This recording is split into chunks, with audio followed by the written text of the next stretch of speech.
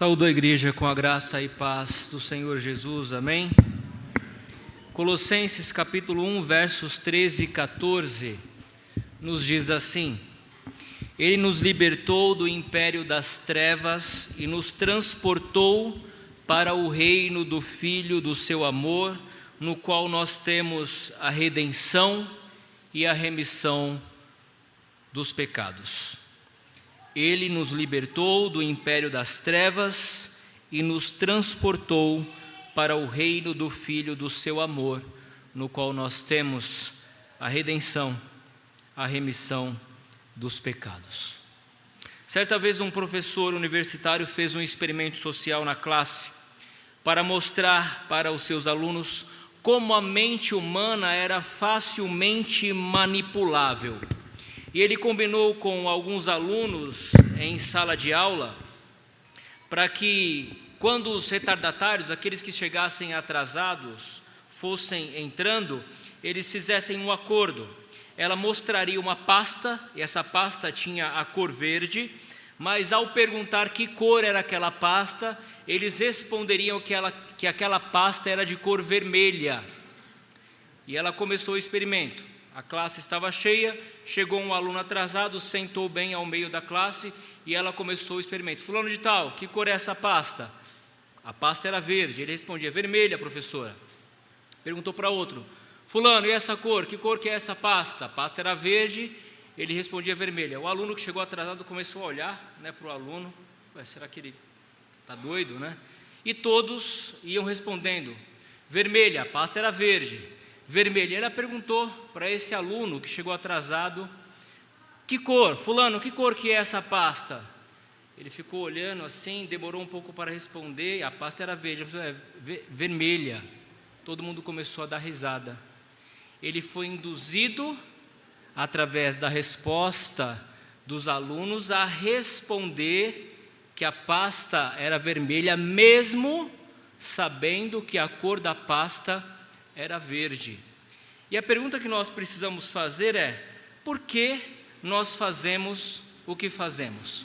Não é apenas fazer, mas é o que fazer e por que fazemos o que fazemos. De fato, dezembro é um mês de festa, é um mês de celebração, é um mês em que nós cristãos, pelo menos alguns cristãos, porque há alguns que não celebram o nascimento de Jesus Cristo, ainda que se dizem cristãos, mas nós que somos cristãos de tradição reformada, celebramos o nascimento de Cristo, celebramos o Natal.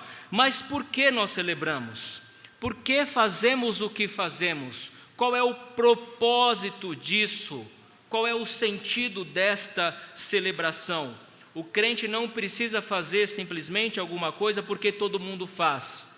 Você não pode pensar a respeito de alguma coisa simplesmente porque todo mundo pensa a respeito de alguma coisa.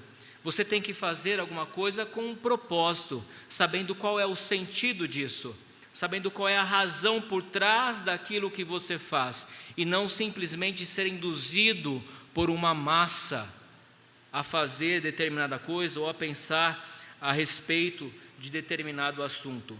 E nós sabemos qual é o propósito do nascimento de Cristo, porque ele já foi revelado aos antigos profetas no Antigo Testamento.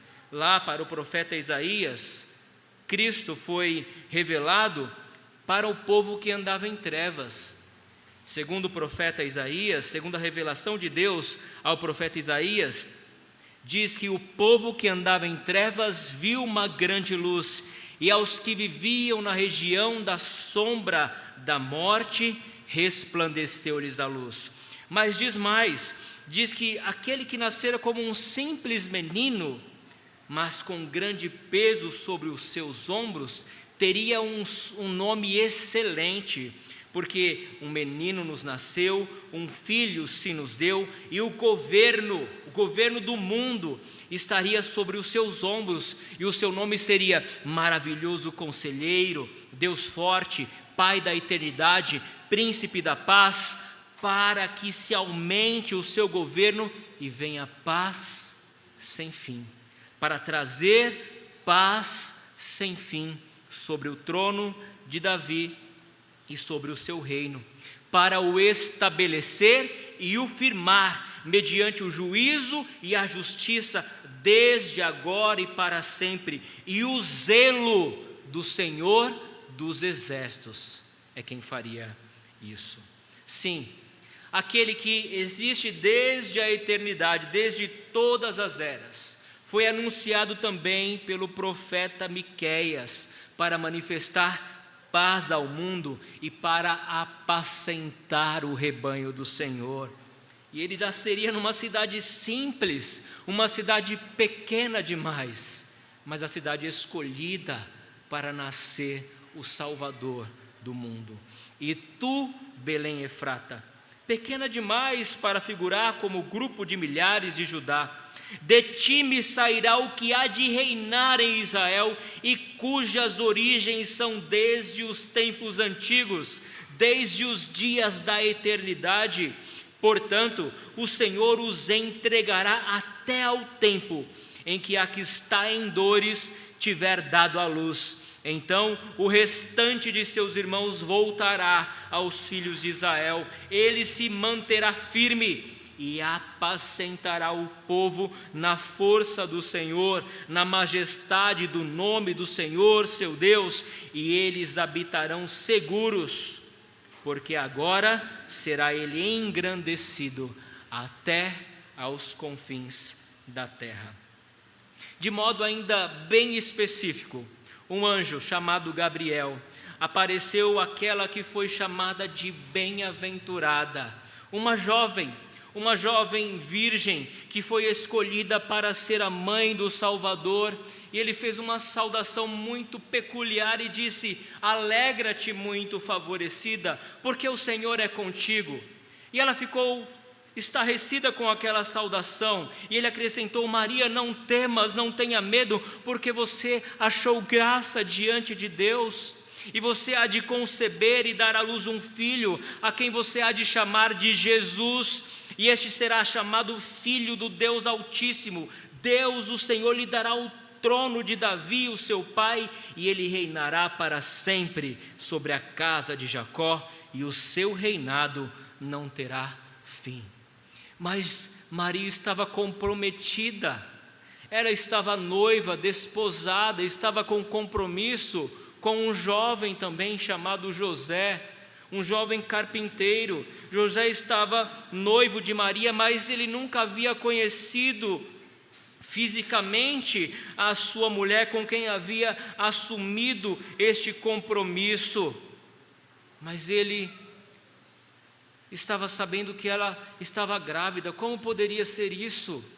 Ele nunca havia conhecido maritalmente essa mulher com quem ele havia assumido compromisso, mas ele sabia da integridade moral daquela jovem que ele considerava uma jovem muito moralmente correta. Ele não podia entender e a sua mente estava confusa, ele não sabia o que fazer, e no seu coração ele resolveu secretamente deixá-la, porque ele não queria castigar ou que algum castigo caísse sobre ela, mas ele não poderia assumi-la, uma vez que ela estava grávida e não era dele.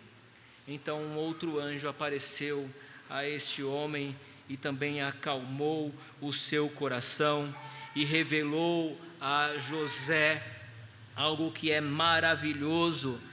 Tranquilizou o coração de José, acalmou o coração de José e revelou o propósito para o qual aquele menino viria ao mundo. O propósito pelo qual nós celebramos o Natal. O propósito que nos dá sentido a esta celebração. O propósito pelo qual nós enfeitamos a nossa casa, nós colocamos luzes, nós montamos a nossa árvore de Natal, nós enfeitamos a nossa mesa. O propósito pelo qual nós reunimos a nossa família em torno da nossa mesa e celebramos uma grande ceia e comemoramos e trocamos presentes. E o propósito é revelado por este anjo a este jovem que estava temeroso em receber Maria, que estava grávida. E este anjo disse assim, revelando o verdadeiro sentido e propósito do Natal. Ele disse: José, filho de Davi, não temas receber Maria, tua mulher, porque o que nela foi gerado é do Espírito Santo. não foi de qualquer homem, mas é do Espírito Santo, e ela dará à luz um filho, e lhe porás o nome de Jesus, e Jesus significa o Senhor é a salvação. O nome de Jesus significa isso, o Senhor é a salvação. Sabem por quê? E ele explica, porque Ele salvará o seu povo dos pecados deles. É por isso que nós crentes celebramos o Natal. É por causa deste propósito que Jesus Cristo veio ao mundo, para manifestar salvação, para trazer salvação. E Paulo aqui nesses pequenos versos da sua carta aos Colossenses vai revelar justamente este propósito, o propósito para o qual Cristo veio ao mundo, para nos tirar do poder das trevas e nos trazer redenção e remissão dos pecados. Mas agora nós vamos voltar um pouquinho para o contexto dessa carta e entender o propósito para o qual Paulo escreveu essa carta. Meus irmãos, hoje o mundo e as igrejas evangélicas, muitas delas, estão tirando o propósito do verdadeiro sentido da celebração do Natal.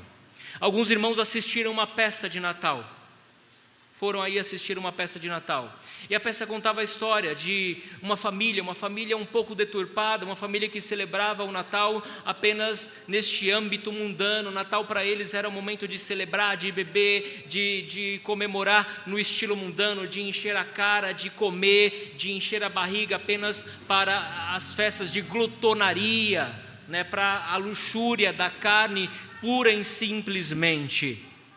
Mas no momento de o pastor mostrar a essência da celebração do Natal, ele se calava.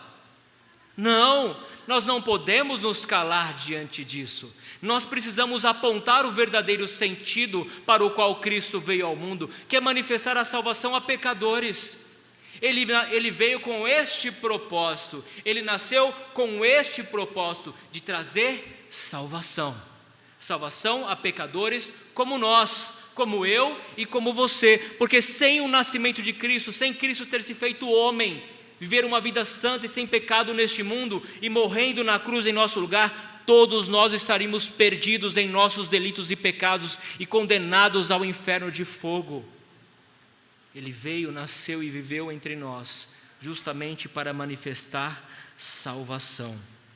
E Paulo, meus irmãos, ele vai justamente combater algumas heresias que estavam tirando o foco da salvação única e exclusivamente em Cristo.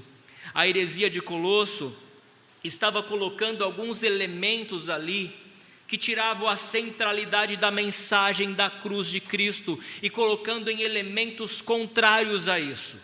Estavam depositando, por exemplo, alguns elementos de tendência ao judaísmo.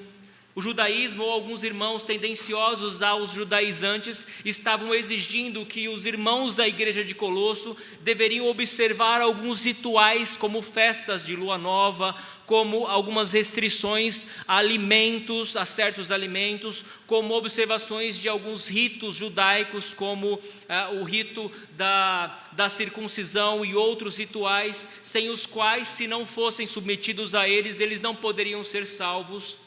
Eles poderiam também, ou estavam colocando como elemento essencial para a salvação, um certo tipo de conhecimento filosófico, sem o qual, se as pessoas não o tivessem, e aí vem o gnosticismo que se originou ali, o proto-gnosticismo, essa heresia que ficou mais forte no final do primeiro século da era cristã, e se inicia ali em Colosso, sem o qual esse conhecimento inicial da filosofia, eles não poderiam chegar ao pleno conhecimento da salvação.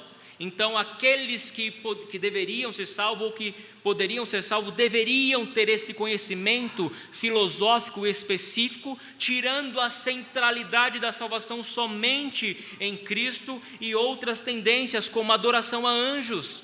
Paulo vai combater diretamente isso no versículo 18 do capítulo 2, quando ele condena essa adoração, culto a anjos, baseando-se em visões na sua mente carnal. era uma heresia exclusivista, porque se você não tivesse esses rituais judaicos, se você não tivesse essa adoração a certos seres angelicais, se você não tivesse esse gnosticismo, esse certo tipo de conhecimento filosófico, você não poderia ser salvo. E Paulo vai combater tudo isso e dizer: não, você precisa apenas crer em Cristo. Você precisa entender a supremacia da obra de Cristo. Você precisa conhecer a Cristo e entender que Ele morreu na cruz por você, que Ele cravou na cruz os seus pecados e que isto é suficiente. Depositar nele a sua fé e crer que Ele é suficiente para a sua salvação. Ponto. Apenas Cristo é o seu Salvador. Deposite nele a sua confiança. Creia em Cristo como seu Salvador e Ele vai tirar você do poder das trevas, transportar você para a sua maravilhosa luz, te redimir e perdoar todos os seus pecados. E Paulo vai combatendo essas heresias e fazer uma das mais ricas e deslumbrantes cristologias de toda a Bíblia. Uma das mais deslumbrantes cristologias apresentadas nas Escrituras está aqui no livro de Colossenses. Ele escreve essa carta, meus irmãos, junto com a carta aos Efésios, junto com a carta aos Filipenses, junto com a carta a Filemão, quando ele estava preso.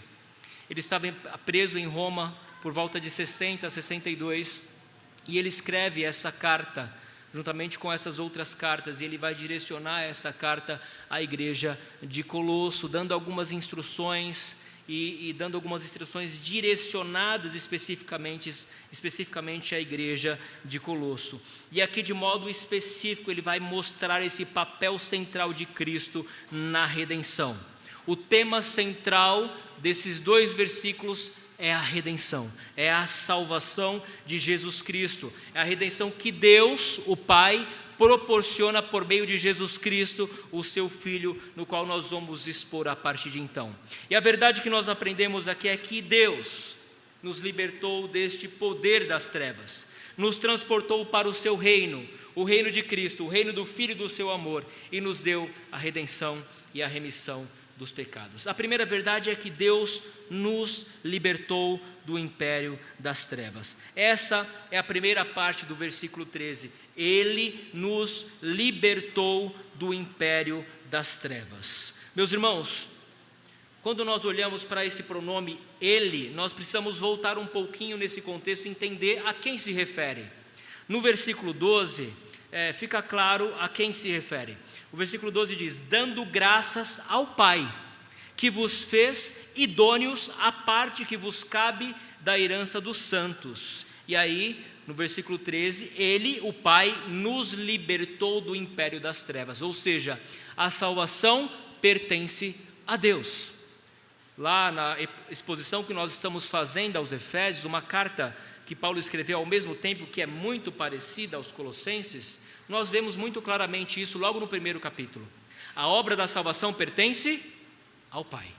É Ele quem nos escolheu, é Ele quem nos predestinou, e Ele faz isso juntamente com o conselho da Trindade. O Pai escolhe, predestina, envia o Filho que executa a obra da salvação, morre em nosso lugar e envia o Espírito que nos sela, como garantia da nossa salvação.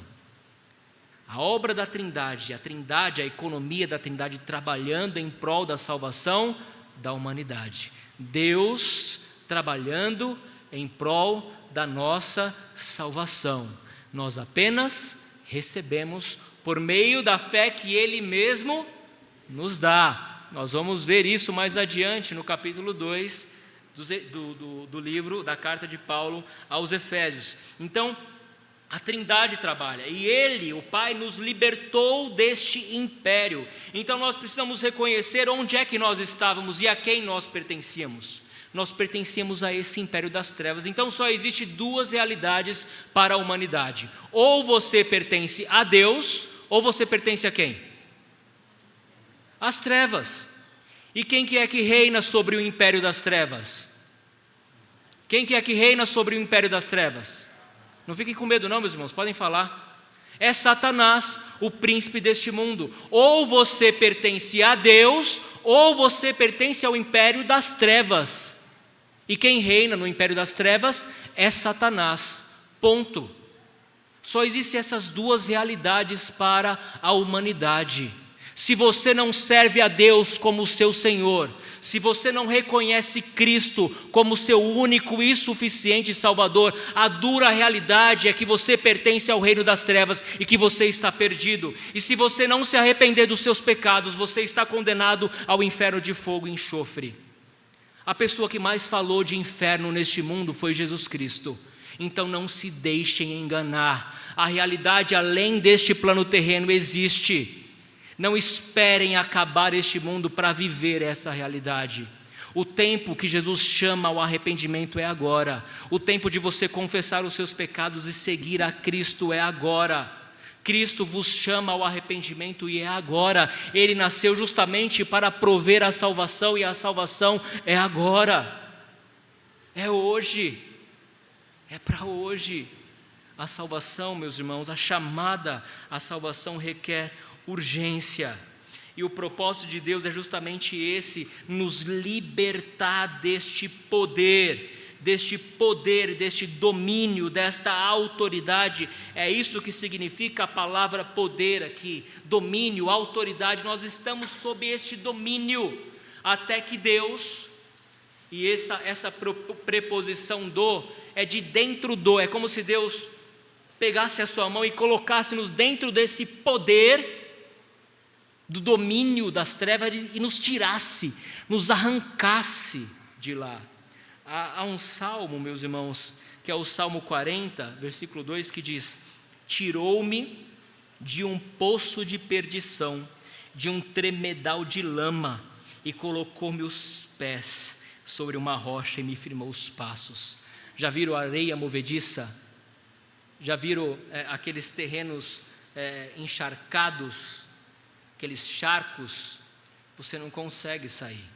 Quando você está afundado, por mais que você se esforce, cada vez que você se esforça para sair, mais você se afunda. Você não consegue sair, porque você está preso sob o domínio daquele terreno lamacento. É necessário que outra pessoa estenda a mão e te socorra, e é isso que Deus faz. Ele coloca a sua mão poderosa, o seu braço estendido, como fez com os egípcios, como fez com os judeus, sob o domínio de Faraó, e tira eles de dentro do Egito, tira eles de dentro do tremendal de lama, tira eles de dentro desse poço de perdição, do domínio das trevas, e os transporta para o reino do Filho do seu amor. É um movimento que Deus faz. Ele nos tira do domínio do poder das trevas, esse é o primeiro ponto, e nos transporta para o reino do Filho do seu amor. Meus irmãos, ao nos resgatar do império das trevas, Ele nos firma os pés sobre uma rocha, e a rocha é Cristo. Nos tira do poder, do domínio das trevas e nos transporta para o reino do Filho do seu amor. Cristo veio para inaugurar o reino de Deus. Nós falamos, só existe dois reinos aqui: o domínio das trevas e o reino de Deus. Jesus Cristo inaugurou o reino de Deus sobre a terra, e agora Ele convoca os seus discípulos para que vá aos confins da terra, Jerusalém, Samaria e aos confins da terra, e façam discípulos. E nós somos discípulos de Cristo, e como os discípulos de Cristo, nós pertencemos ao reino do Filho do seu amor. Isso não é para o nosso mérito, nem para a nossa glória, mas é obra de Deus, é obra que Deus operou em nós, ao nos resgatar e nos transportar. O sentido de movimento, o movimento que Deus opera em nós. Só que isso, meus irmãos, requer mudança, requer transformação. A pessoa que é tirada do poder das trevas e transportada para o reino do Filho do seu amor, nunca mais será a mesma pessoa. Você não será a mesma pessoa que era quando estava sob o domínio do poder das trevas. Sabe por quê? Porque quando Jesus te tira do poder das trevas, Ele transforma a sua vida. A disposição que antes tínhamos, que pendia para o domínio e o poder do pecado que habitava em nós, agora é transformado para vivermos para a glória do nosso Deus.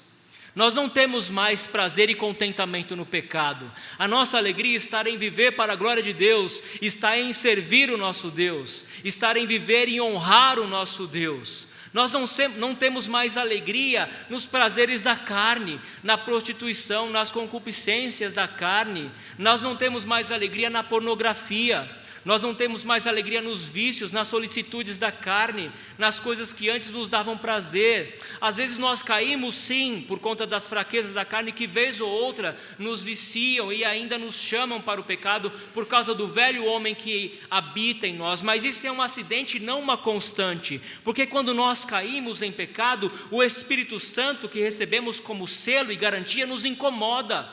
Nós entristecemos o Espírito Santo, e esse desconforto que causa no Espírito Santo vai nos levar a um sincero arrependimento. Enquanto nós não confessarmos esse pecado, os nossos ossos vão se envelhecer, e nós precisamos confessar esse pecado diante do Senhor para que consigamos ter paz em nosso espírito.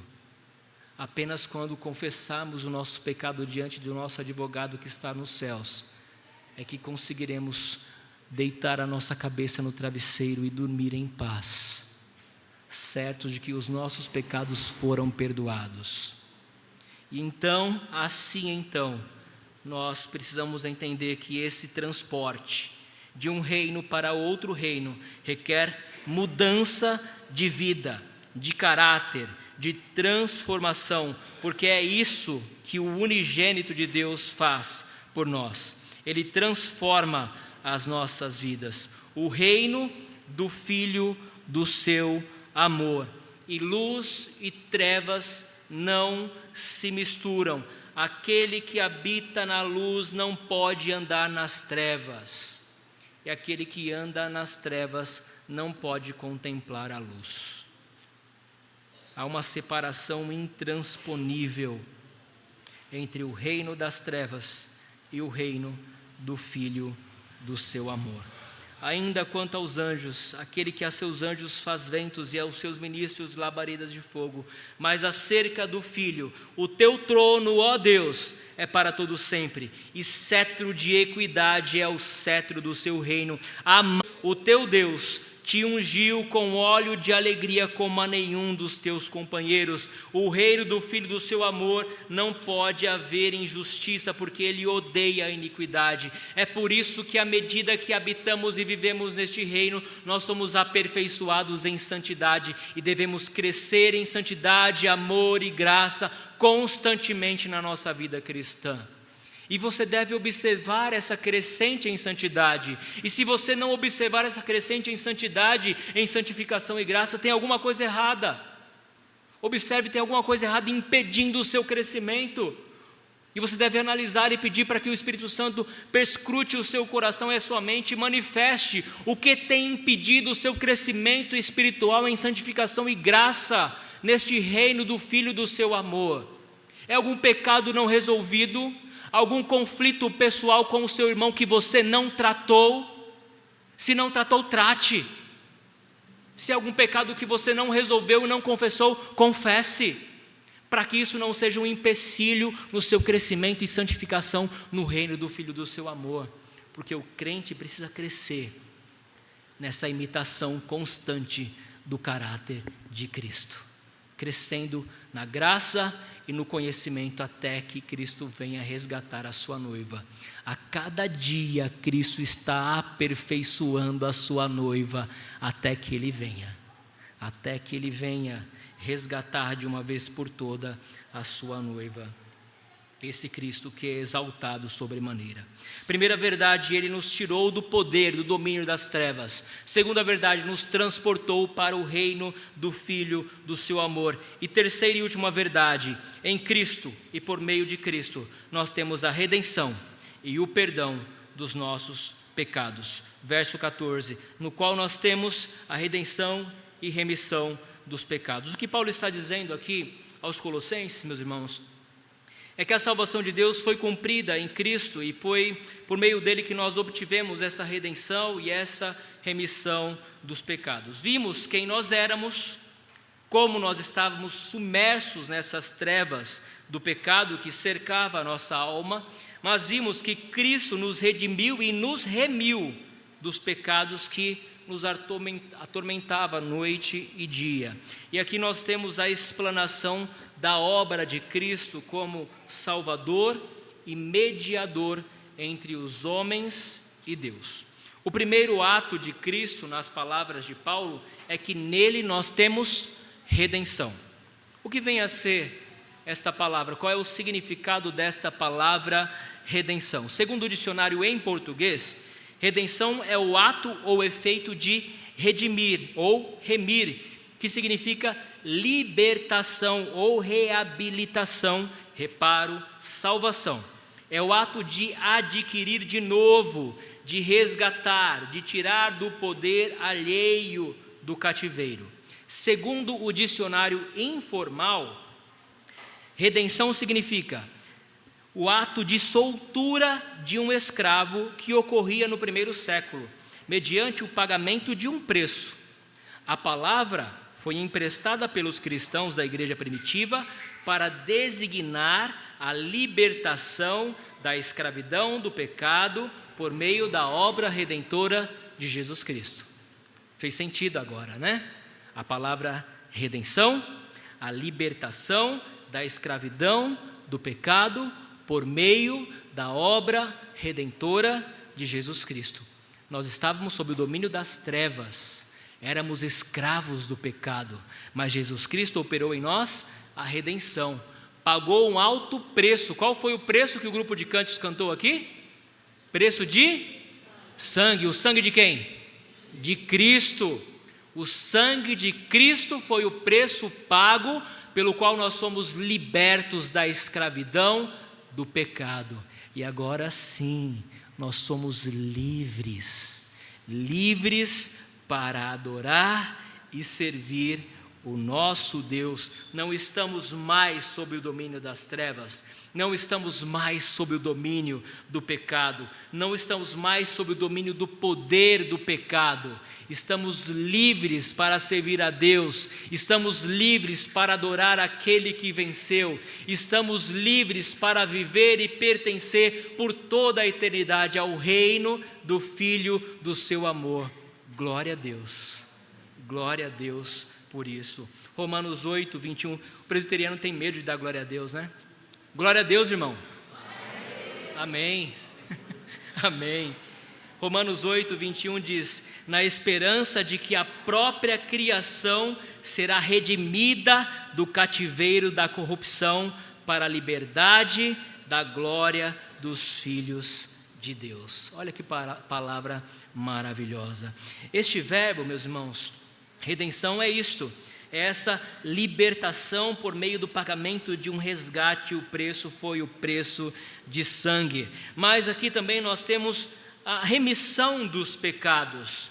A remissão dos pecados diz respeito a um fato de que Deus simplesmente não poderia apagar do nada os nossos pecados. Ele não poderia simplesmente dizer: olha, os seus pecados estão perdoados, sem que Jesus Cristo precisasse morrer na cruz. Por isso que Cristo é chamado de o justo e o justificador. Ele é o justo porque ele viveu uma vida justa, mas ele é o justificador porque ele morreu pelos nossos pecados. Para que você pudesse ter os seus pecados perdoados, Cristo precisou morrer por eles. Cristo precisou pagar o preço. Por isso, meus irmãos, o perdão foi a obra de Cristo na cruz. Você foi perdoado, sim, mas por causa da obra de Cristo. Por isso nós temos a remissão dos pecados por causa da obra de Cristo. Todo pecado nas escrituras é punido com preço de sangue. É por isso que no Antigo Testamento, quando alguém pecava, o que ele fazia?